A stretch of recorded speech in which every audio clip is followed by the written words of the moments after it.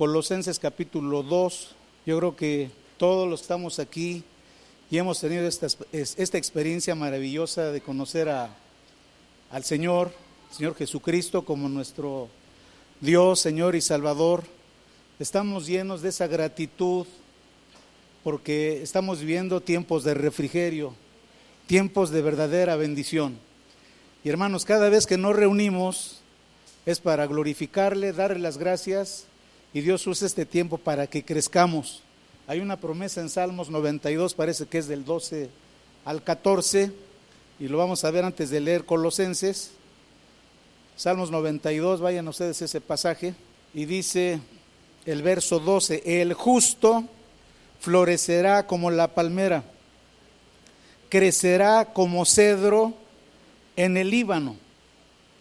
Verso 13: plantados en la casa de Jehová, en los atrios de nuestro Dios, florecerán. Verso 14, la promesa: aún en la vejez fructificarán, estarán vigorosos y verdes. Y pueden seguir leyendo, ¿verdad? Pero esta es una grande bendición. Dios nos trae a su iglesia para que podamos florecer y ser como palmeras. Las palmeras son unos árboles muy particulares. Aquí las tenemos en Orizaba. Cuando tú vas al centro de Orizaba, ahí el Parque Castillo tiene bastantes palmeras. Algunas tienen como más de 6 metros, si no es que más. Bueno, ven la altura que tiene esa palmera, y esa altura es el tamaño de la raíz. ¿Quién puede desarraigar esa palmera? Nadie, porque tiene una raíz muy profunda. Es lo que hace la palabra de Dios en nosotros. Cada vez que la oímos, nos hace crecer y ser como estas palmeras. Nos hace crecer para ser como cedros del Líbano. Los cedros del Líbano habla igual de árboles muy vigorosos, que pueden durar cientos de años. Así es que cada vez que nos reunimos es para ser bendecidos, para florecer, amén, para ser grandemente bendecidos. Y como te decía, la mejor experiencia que hemos tenido es conocer la palabra de verdad, la palabra de Jesucristo. Y ahora sí, Colosenses capítulo 2, verso 8, y el apóstol Pablo, hermanos, exhorta a la iglesia de todos los tiempos que estemos bien atentos a la enseñanza. Y la exhortación de Pablo dice: miren que nadie los engañe por medio de filosofías y huecas sutilezas, según las tradiciones de los hombres, conforme a las herramientas del mundo, y no según Cristo. La enseñanza es que no permitas que nadie te mueva del conocimiento de Dios.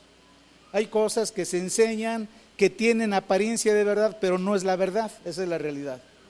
Y Pablo nos exhorta que debemos de ser enseñados por Cristo. Ahora vayan al verso 9, dice el verso 9: porque en Jesucristo habita corporalmente, como dice, toda la plenitud de la deidad. Plenitud es en griego pleroma, lo más completo. En Jesucristo habita corporalmente toda la plenitud de la deidad. En otras palabras, Dios Padre, Dios Hijo, Dios Espíritu Santo están en la palabra de Jesucristo. Amén. Verso 10 dice: y en Él, en Jesucristo, ustedes están completos, no te falta nada, ya que Cristo es la cabeza de todo principado y potestad. Le estoy dando la conclusión del mensaje. El llamado de Dios ha sido maravilloso, y Dios quiere que disfrutemos nuestra vida como hijos de Dios. Cuando Pedro predicó la palabra, él dijo: arrepiéntanse y conviértanse para que vengan de la presencia del Señor tiempos de felicidad, tiempos de refrigerio, tiempos de dicha. El Señor no nos llamó a estar compungidos, tristes, aún por las malas noticias, ¿verdad? Porque en Cristo habita corporalmente toda la plenitud de la deidad, y dice que Él tiene todo bajo sus pies. Él está gobernando sobre todo principado, potestad y autoridad. Y como les decía, este es el inicio para hablar del libro de los Reyes, porque yo digo, ¿cómo es posible que una nación que haya visto los milagros de Dios se fue tras los ídolos, como le aconteció a la nación israelita.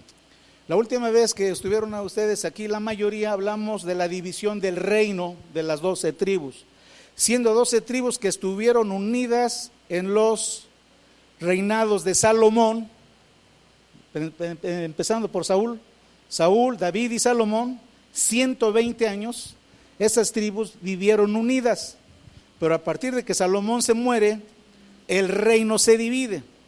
Dios permite que se divida ya que Salomón se fue tras la idolatría, y el castigo por la idolatría es cautiverio todavía.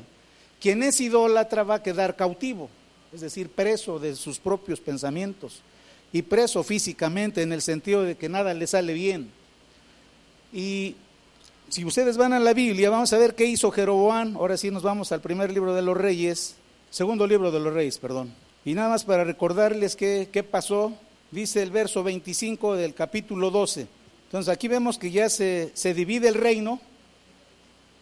Viene Jeroboam, porque las tribus lo conocen como un líder, lo nombran su guía y después lo nombran su rey.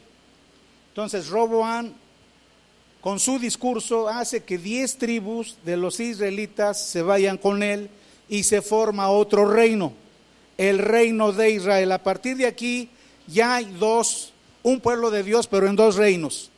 El reino del norte, hagan el reino del norte y el reino del sur. El rey del norte es Jeroboam, es que parecen, ¿verdad?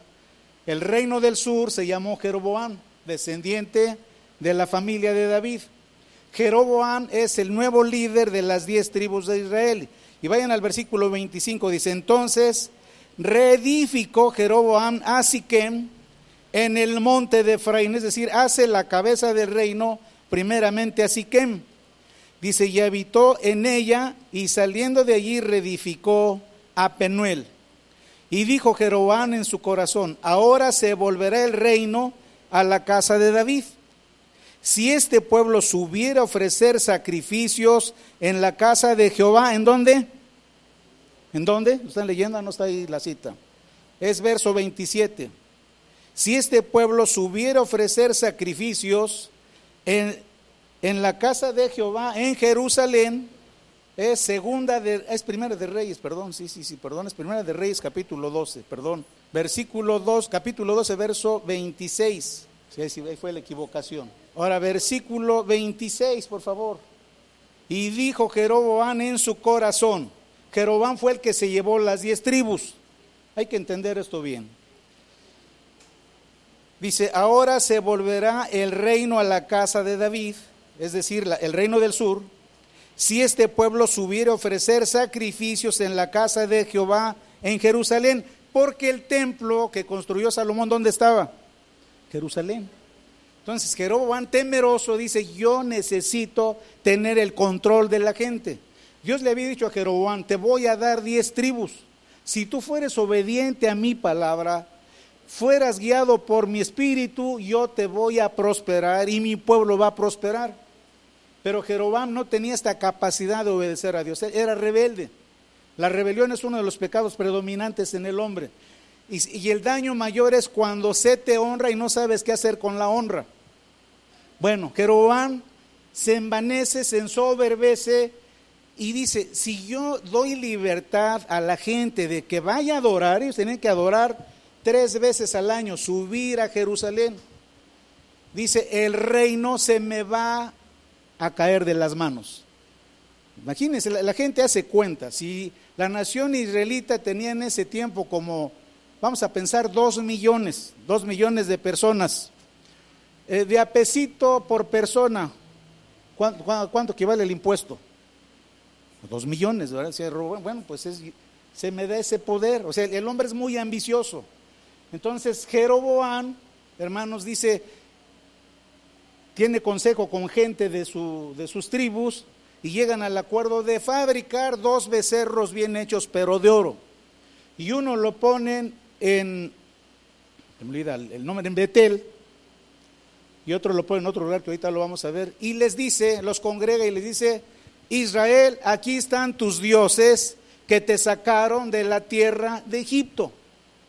Y la mayoría de la gente dice, bueno, pues el rey dice, lo vamos a hacer. Porque existe esa forma de ser en la gente. La gente dice, bueno, si el rey me dice, bueno, si Dios no me puede condenar porque el rey me está ordenando. Y así pensábamos nosotros, ¿verdad?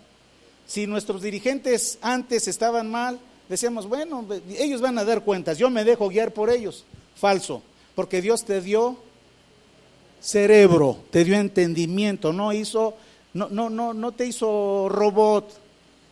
Lo más grandioso que Dios te dio es una capacidad de pensar que ningún animal tiene.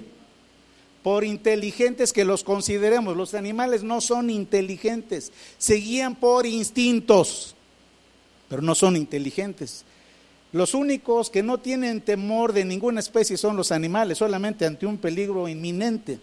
Pero ellos no tienen temor ni a los espantos como los humanos, ¿verdad? Se está moviendo algo, ¿verdad? Me están espantando. Los animales no tienen eso. Dios te dio la capacidad de pensar. Amén. Amén, cristianos. Dios no nos da su evangelio para entontecernos. El evangelio es para libertarte. Amén. Entonces, este hombre, aprovechando la pereza humana, el hombre de por sí tiende a la pereza. ¿Sí o no? Tenemos que luchar en contra de ¿qué? De la pereza. Tenemos que luchar en contra de la ignorancia. Es más, hay gente que dice, prefiero ser ignorante, así déjame.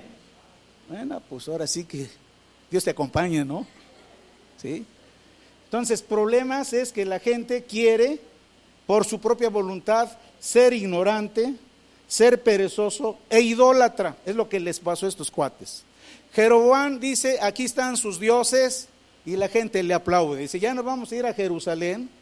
Y Jeroboam les dice, por la economía, miren, se van a ahorrar 2 pasajes de ida y vuelta. Aquí no hay incén. Les tiene que poner trabas, ¿verdad? Ni hay incén, ni hay de estudiante. Es más, las autoridades camioneras están bien fuertes, ¿verdad? Hermanos, la gente opta por lo que les dice el rey Jeroboam. Vean lo que dice la Biblia, versículo 30, dice, y esto fue causa de pecado porque el pueblo iba a adorar delante de cada uno de los toros hasta Dan. Hizo también casa sobre los lugares altos para adorar otros ídolos, e hizo sacerdotes de entre el pueblo que no eran de los hijos de Leví. Empezó a repartir plazas, así como plazas de maestro, plazas para el tecnológico, plazas de la comisión. Tengo plazas de sacerdotes, ¿quién quiere? Te vale 20,000, amén. Vas a ganar más. Era el negociazo, ¿verdad? Él inventa fiestas para festejar a los toritos, él dice, va a ser el 8º mes, a los 15 días del mes va a ser la fiesta nacional. Y toda la gente, bravo Jeroboam, ¿verdad? Hermanos, ese es el inicio del despeñadero de estas 10 tribus. Vamos a aprender lo que el pecado de rebelión hace. Esas tribus se perdieron la libertad. Es más, vino un país más poderoso y los llevó cautivos, destruyó su tierra, como vamos a ver al final. Eso va a ser la segunda clase, me estoy adelantando. Y vayan al versículo que sigue. Dice el verso 32, entonces instituyó Jeroboam fiestas solemnes en el mes 8º, a los 15 días del mes, conforme a la fiesta solemne que se celebraba en Judá, y sacrificó sobre un altar. Así hizo en Betel, ofreciendo sacrificios a los becerros que había hecho. Ordenó también en Betel sacerdotes para los lugares altos que él había fabricado. Sacrificó pues sobre el altar que él había hecho en Betel a los 15 días del mes 8º, el mes que él había inventado de su propio corazón, e hizo fiesta a los hijos de Israel y subió al altar para quemar incienso. No tan solo era rey, sino se hizo sacerdote. Digo, ahora yo soy rey, sacerdote y profeta. Amén.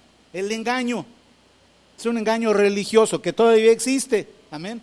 Veamos eso a los musulmanes. Es un engaño religioso. Todavía esto existe. Si se puede cautivar al hombre, lo cautivan por religión. Cuando conocemos de Cristo, somos liberados de esa cautividad